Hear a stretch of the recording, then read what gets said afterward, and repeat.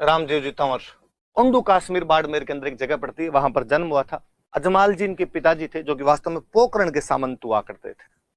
Mummy का नाम था मीणा दे और पत्नी का नाम था नेतल दे। हालांकि मुझे ये पढ़ाते हुए कई बार बड़ा अजीब लगता है कि हमें हमारे लोक देवता भी पढ़ने पड़ते हैं। कितना बुरा समय आया है कि हम हमारे महापुरुषों के बारे में जानते भी नहीं है, हम हमारे महापुरुषों के बारे में ध्यान भी नहीं रखते हैं। यदि कोई बच्चा थोड़ा सा गांव के अंदर ध्यान दे ले, थोड़े से गीत सुन ले, तो भी मम्मी पापा के नाम तो कम से कम याद ना ही करने पड़े। क्योंकि सर बचपन से एक रामदेव जी महाराज का भजन सुनते थे और उसके अंदर बार बार आया करता था कि घणी रे ओ खम्मा अजमाल जीरा कंवरा, वो तो मेणा दे रो लाल, वो तो नेतल रो भरतार। कि अजमाल जी का कुंवर था, मेणा दे का लाल था, वो नेतल का भरतार था। सब चीजें आती है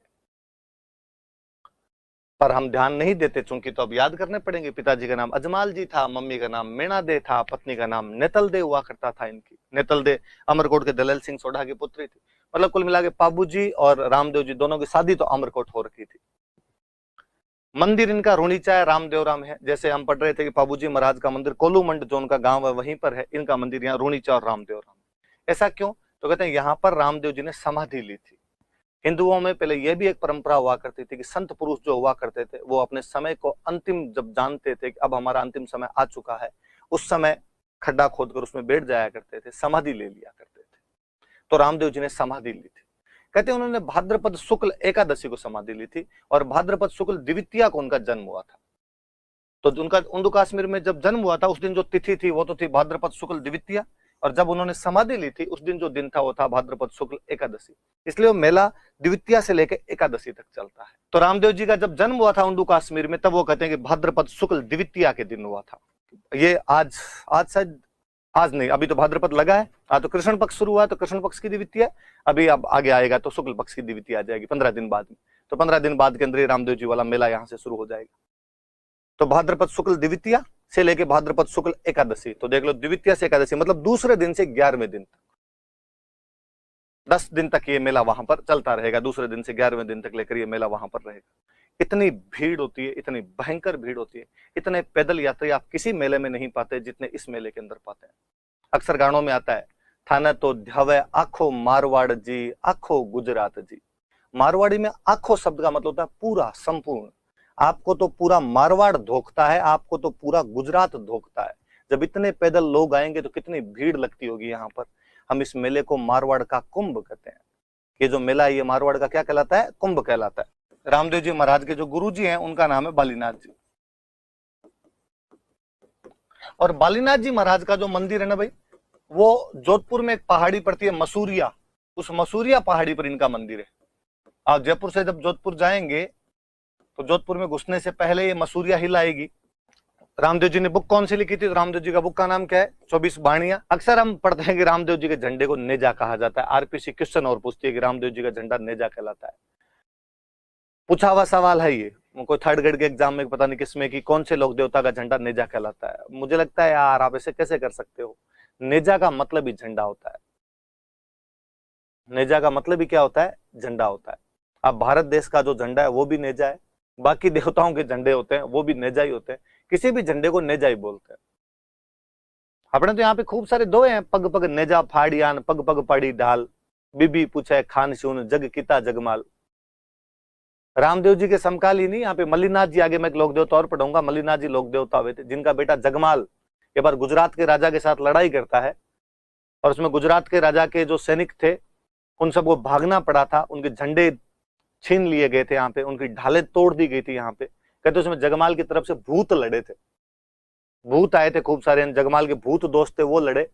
और हर भूत जब किसी सैनिक को पीट रहा तब कह रहा था ले जगमाल पीट रहा है, ले जगमाल पीट रहा है।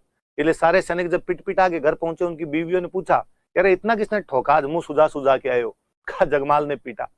दुआ है उस पे, पग पग नेजा फाड़ियान, पग पग पड़ी ढाल, बीबी पूछे खान शून, जग किता जगमाल। जगह जगह झंडे फटे हुए थे, जगह जगह ढालें गिरी हुई थी। बीवियां अपने खानों से पूछ रही कि कितने जगमाल थे, सारे जगमाल से कैसे पिट के आए? पर हम पढ़ते हैं इतने सालों से कि रामदेव जी का झंडा नेजा है। आरपीसी पूछती है तो अपने भी याद कर लिया जाए, वरना हिंदी में एक अच्छा रहेगा आपके, हिंदी में झंडे के जब पर्यायवाची याद करोगे तो एक नेजा भी याद कर लोगे। अगले वाले पे मुझे और बड़ी अजीब सा हंसी आती है कि हम अक्सर इतने सालों से पढ़ते हैं कि रामदेव जी के घोड़े को लीलो कहते हैं। राजस्थान में हर घोड़े को लीलो ही कहते थे। इवन महाराणा प्रताप के घोड़े का नाम चेतक था, हमें पता है, उसके बावजूद आपने छोटी क्लासों में गीत गाया होगा, लीला घोड़े रो असवार मारो मेवाड़ी सरदार राणा सुन तो जाई जे रे। वहां पर भी लीला है। तेजाजी महाराज आगे हम पढ़ेंगे, उनकी घोड़ी है तो लीलन हो गई। अपने यहाँ पे घोड़ों को लीला करने का रिवाज ही था। और मैं बताऊं, अपने लीला रंग हरे को बोलते हैं, मारवाड़ी भाषा में लीलो मतलब हरा है। अब सावन के महीने में जब हरी घास फूस हो जाती है तो गांव वाले कहते हैं हाँ मैं लीलो हुआ, पशुओं के खाने के लिए हरा चारा हो गया, लीला हो गया। और याद दिलाऊं मैं, इस बरसात वाले सीजन के अंदर जब छोटे बच्चे थे तब आप खेले होंगे, एक हरे रंग का कीट पतंगा उड़ता हुआ आया करता था, और बच्चे थे तब उनके पीछे भागते थे कि रामदेव जी रो घोड़ो आयो, रामदेव जी रो घोड़ो आयो। तो रामदेव जी घोड़ा किस रंग का होता था? हरे रंग का होता था। हरा मतलब लीला होता है, तो नाम ही हमने लीलो घोड़ो बना दिया। तो अक्सर ही अपने घोड़ों को लीला ही कहा जाता था, गीतों में गाया गया, इसलिए पूछना शुरू कर देते हैं। अगला और जोरदार चीज है कि इनके जागरण को जम्मो कहते हैं। जितने जागरण होते हैं उन सबको जम्मो कहते हैं। पर चूंकि आरपीसी पूछती है, अपने को याद करना पड़ता है, अपने को 2 नंबर लेने से मतलब होता है। तुम दिन को अगर रात कहो, हम रात कहेंगे, वो बड़ा फीलिंग है। इनके मेघवाल भक्तों को रिक्शा कहते हैं। जिस प्रकार बाबू जी के जो भक्त होते हैं वो भील जाति के लोग होते हैं, रामदेव जी के जो भक्त थे वो मेघवाल जाति के लोग ज्यादा होते हैं, उनको रिक्शा कहा जाता है। वैसे रिक्शा का नॉर्मल मीनिंग होता है ऋषि, संत टाइप के लोग, ऋषि टाइप के लोग। जो भक्त होंगे वो अपने आप संत टाइप का आदमी होगा, शांत चित्त रहने वाला बंदा होगा, तो उनको रिक्शा कहने लगे। बाकी रिक्शा का नॉर्मल मीनिंग ऋषि होता है। मुझे याद आता है राजस्थानी भाषा के बारे में एक और अच्छा दुआ है कि दीधा निज गुण देवता रिखिया दी आशीष, जिन दिन सिरजी मुर्दरा सोनी नयो शीस। कि दीधा निज गुण देवता, देवताओं ने अपने गुण दिए, रिखिया दी आशीष, ऋषियों ने अपना आशीर्वाद दिया। जिन दिन सिरजी मुर्दरा, जिस दिन इस मरुधरा का सृजन किया गया, इस मारवाड़ की धरती का, इस राजस्थान की धरती का सृजन किया गया, सोनी नायो शीस, स्वयं धरती ने अपना सिर झुकाया, पृथ्वी खुद नतमस्तक हुई कि मेरा जो एक टुकड़ा मारवाड़ जो बनने जा रहा है, जिसको देवता अपने सारे गुण दे रहे हैं, ऋषि अपने सारे आशीर्वाद दे रहे हैं, तो वहां रिखिया दी आशीष साफ साफ आता है। हालांकि मैं एक दुआ और बताऊंगा आपको, इस दुआ से अगले वाला दुआ और मुझे बहुत अच्छा लगता है। अगला दुआ है कि दीदा दीदा नहीं जो देवता लूंठापन ही लीन। जो देवताओं ने नहीं दिए वो हमने जबरदस्ती छीन लिए। ऊपर वाला दुआ कहता है कि देवताओं ने गुण दिए, इस बार कहता है कुछ देवताओं ने नहीं दिए, खा गए, पर हमने छीन लिया उनसे। दीदा नहीं जो देवता लूंठापन ही लीन, इंद्र भागे आंतरैन अबलग बरखाहीन। हमने देवताओं पे चढ़ाई करके छीन लिए थे, इसलिए इंद्र हमारे डर से भाग गया, इसलिए हमारे राजस्थान में बरसात कम करता है। तो रिख्या रिख्या मतलब ऋषि होता है, पर यहाँ मेघवाल भक्तों के लिए किस शब्द का यूज में लिया गया? क्योंकि जो मेघवाल भक्त होते हैं उनको क्या कहा जाता है? उनको रिख्या कहा जाता है। और जैसे बाबूजी महाराज को हम लक्ष्मण का अवतार मानते हैं, रामदेव जी को विष्णु का अवतार माना जाता है। गांव में तो कहानियां ये सुनाते हैं कि भाई रामदेव और वीरमदेव 2 भाई थे, वीरमदेव जी बलराम के अवतार थे और रामदेव जी कृष्ण के अवतार थे। तो रामदेव जी कृष्ण के अवतार है, पर कृष्ण विष्णु एक ही बात है। अपने बोर्ड वाली बुक में विष्णु लिखा तो अपने विष्णु लिख लेते हैं। रामदेव जी को पीरों का पीर कहा जाता है। कहते हैं रामदेव जी की जब ख्याति इधर उधर बढ़ने लगी, रामदेव जी चमत्कार दिखाया करते थे, ऐसा माना जाता है, लोगों की सहायताएं किया करते थे। तो एक बार रामदेव जी के पास में 5 मुस्लिम संत आए और उन मुस्लिम संतों ने आकर कहा कि रामदेव जी, हमने सुना है कि आप चमत्कार दिखाते हो। चमत्कार दिखाने को अपनी मारवाड़ी भाषा में बोलते हैं पर्चा देना। ये भी याद रखना कि पर्चा का मतलब क्या होता है। तो पर्चा मतलब चमत्कार, मिरेकल्स।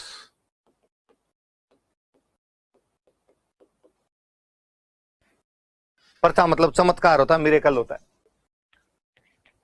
तो कहा कि भाई रामदेव जी हमें पर्चे दिखाओ, देखे हमें चमत्कार दिखाओ। रामदेव जी ने कहा यार ऐसा मत, कोई चमत्कार नहीं दिखाता यार। अरे नहीं नहीं, आजकल सारे स्टूडेंट तुम्हारी कोचिंग में एडमिशन ले रहे हैं, हमारी तरफ तो कोई आ ही नहीं रहा है, ऐसा क्या चमत्कार दिखाते हो तुम, हमें भी दिखाओ।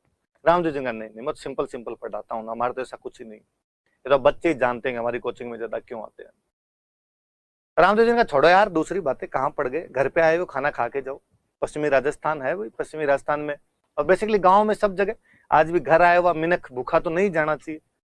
शहरों में तो लोग फिर भी पूछ लेते हैं कई बार कि भाई खा के आए हो जाके खाओगे, पर गाँव वाले अभी तक नहीं पूछते। तो रामदेव जी ने कहा खाना तो जिमो, खाना लेके आए, खाना लेके जैसे ही आए उन्होंने वापस कहा उन संतों ने कि हम तो खाना हमारे बर्तनों में खाते हैं, हम दूसरे के घर के बर्तनों में खाना ही नहीं खाते। तो रामदेव जी ने कहा यार अब मेरे घर पे तो मेरे ही बर्तन होंगे, आप वाले बर्तन कहां से लाऊं। उन्होंने कहा तू चमत्कार दिखाता ना, पर्चे दिखाता ना, तो आज इन बर्तनों को हमारे वाले बर्तनों में कन्वर्ट करके दिखा दे, ऐसा ही तू है तो ये करके दिखा दे, हम मान जाएंगे तेरे को। रामदेव जी को अब सुनते हुए कई देर हो गई थी। रामदेव जी ने कहा तुम कुछ भी कर सकते हो, यूं जयकांत सिकरे का ईगो हट नहीं कर सकते भाई साहब। उन्होंने आंखें बंद करो, रामदेव जी ने कहा। उन्होंने आंखें बंद की, रामदेव जी ने आंखें खोली तो बर्तन वो के वो, जो वो अपने घरों में खाते थे वैसे वैसे बर्तन रखे हुए थे। उन 500 ने दंडवत प्रणाम किया। उन्होंने कहा भाई रे, हम तो पीर है, रामदेव तू तो पीरों का पीर है। तो रामदेव जी को क्या कहा जाता है? पीरों का पीर कहा जाता है। कहते पोखरण क्षेत्र में एक कोई सेठ था भैरव नाम करके, पोखरण वाले इलाके में एक भैरव नाम करके सेठ हुआ करता था। लोगों से बहुत ज्यादा ब्याज लिया करता था, लोग तंग थे उससे। अनपढ़ लोग पैसे लेने जाते, बहुत ज्यादा ब्याज लगाता, रुपए पूरे भी नहीं करता, फिर उनको बेगार लेता, उनसे उनकी जमीन खरीद लेता, उनके घरों पे कब्जे कर लेता। लोग इकट्ठे हो गए, रामदेव जी महाराज के पास गए कि ये भैरू डाकू हो गया भाई, और हमारे तो पैसे चुकते ही नहीं है इसके। कहते रामदेव जी ने इसको उस क्षेत्र से भगाया था, भैरव नाम के क्रूर व्यक्ति का दमन किया था। वो सेठ ब्याज पे पैसे देता था। हम बाद में कहानियों में राक्षसन डाकू ने इस प्रकार की बातें लेके आ जाते हैं। क्रूर आदमी था, क्रूअल मैन था जी कुल मिला। रामदेव जी ने कामड़िया पंथ प्रारंभ किया। रामदेव जी के एक धर्म बहन हुआ करते थे भाई, डाली भाई मेघवाल। मैंने बताया मेघवाल जाति के भक्त ज्यादा होते हैं, कारण था कि रामदेव जी के एक धर्म बहन थे डाली भाई मेघवाल।